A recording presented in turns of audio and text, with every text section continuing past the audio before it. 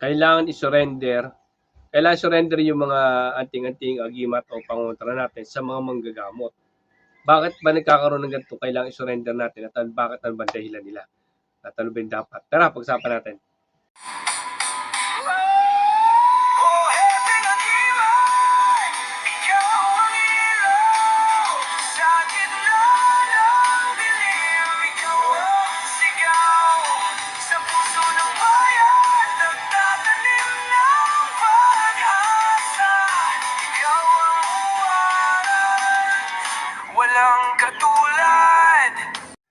Yung mapagpalang araw sa inyong lahat. God bless at more blessings sa inyong lahat.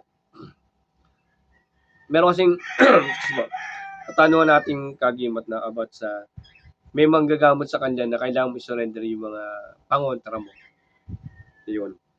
Ganito po marami kasing klase ng ano yan, no, ng mga iba't iba. Ito yung katanungan ni Kuya.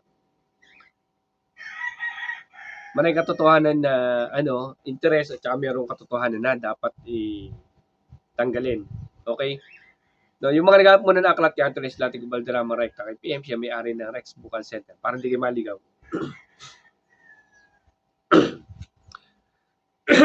Medyo tayo. Mga kagimat, no?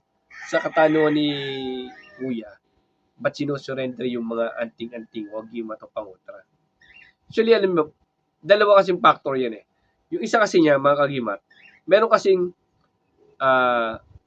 gagamot na pinapalis lahat ng mga pangontra nila at tinuturuan naman nila ng pagbabalik loob, panalangin. Tama naman po. No? Kasi ang pangontra po ay secondary lang po yan. Hindi po yan para kasi Superman, hindi kayo tatablan. Kahit wala kayong pangontra po, ay pwede po. Ang pangontra po ay dagdag lang po na kakayahan para hindi kayo masyadong magambala. Pero hindi po lahat na may pangontra ay hindi po tinatablan. Manggagamit ka, tinatablan, may pangontra lang. At meron pang isa, mga agmato. Yung tama po yun, no? Lagi sinasabi naman na kahit malaking pangontra, okay lang po yan. Ang mahalaga po, linisip po sa isip, manalangin tayo sa taas. Tama po yan. Pero meron po kasi manggagamot, lalo't nagkaroon na nakita nila yung maganda yung medalyon, ay sisira nila yung medalyon. No, meron pa pala isang factor na isa eh. Meron kasi sisira nila yung medalyon, sabihin nila, dito ka kaya nakakasakit dahil sa medalyon to, kaya nakakasakit dahil dito sa puro negatibo to. Sisira nila yung medalyon. Anong maganda dito? Pwede nyo iba, no? Pwede iwan sa akin. Iiwanan na lang sa kanila ng pasyente. Kasi nagkaroon naman sila ng interest totally na. Iyon po nangyayari minsan. Meron kasi mga manggagamot na mahilig mag-interest. Sa mga medalyong binibili ng mga manggagamot, nagkakaroon sila ng interest. Mga pasyente bumili ng medalyo sa ibang manggagamot, pag nagustuhan nila maganda, nagkaka-interest sila para iwanan sa kanila. Sisiraan nila yung medalyo. Meron din naman mga manggagamot na sisiraan yung mga pangontra, tapos sila naman nagbebenta. Ayaw nila yung pangontra ng ibang manggagamot. Papaalisin nila. Yung kalmen, bubuksan pa nila, sisiraan pa nila, tapos sila magbebenta. Okay lang sana kung hindi nyo bebenta yung pasyente. Di ba? Hindi yung maninira kayo ng ibang pangontra, tapos pagdating ng ikot ang bola, may binebenta rin pala kayo. Okay lang pala yung pangontra. Ngayon, yung iba kasi, nagkakainta sa medal, dahil maganda yung medalyon. No? Ngayon, huwag nyo na iwan sa manggagamot yan. Iuwi nyo na lamang kung gusto nyo ibaw nyo na lang po. Huwag nyo na iwan sa manggagamot. Nagkakaintas kasi manggagamot sa ganyan. Iyan po sa tagal din natin sa mundo spiritual, marami tayong nakasalamuha. Marami tayong nakasalamuha na ganun. Basta nagkaroon ka ng medalyon, aawitan na taawitan sa'yo. Yung magandang medalyon. Marami pong ganyan. Kaya po yun, sa akin lang po, kung tatanungin nyo, kahit wala po kayong pangontra, okay lang po. Basta linisin po sa isip, manalangin sa taas ng taimtim.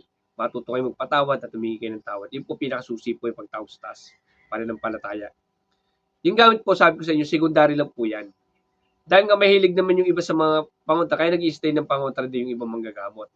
Pero kung kayo may gamutan, may pangontra kayo, sa aral po ng Team Happy Agimat, hindi natin inaalok yung pasyente. Hindi, kailangan mo ng pangontra. Kailangan ng pangontra para hindi ka balikan. Inaalok mo ng pasyente, tinatakot mo ng pasyente. No? Kung may gamot tayo, may pangontra kayo, okay lang yan. Pero hindi yung inaalok yung pasyente ng puwersahin. Pag nakita nila, tanongin nila, sabihin nyo kung may presyo kayo, ganyan, di ba?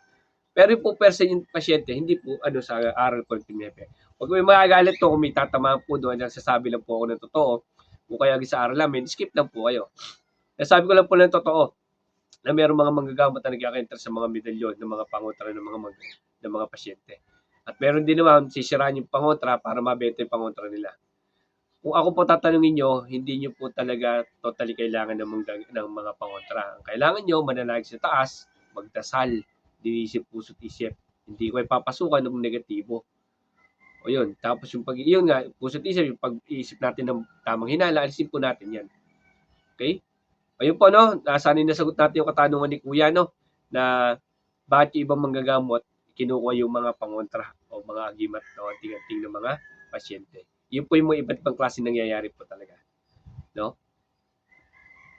Sana naunawa ni Kuya yung ating paliwanag, no? Na meron mga manggagamot na ayaw ng pangontra talaga. At ginagawa nila, binibigyan nila panalangin at counseling na magbalik loob. Yun po sa Panginoon. Manalangin. Kahit walang pangontra. Salamat. God bless inyo lahat.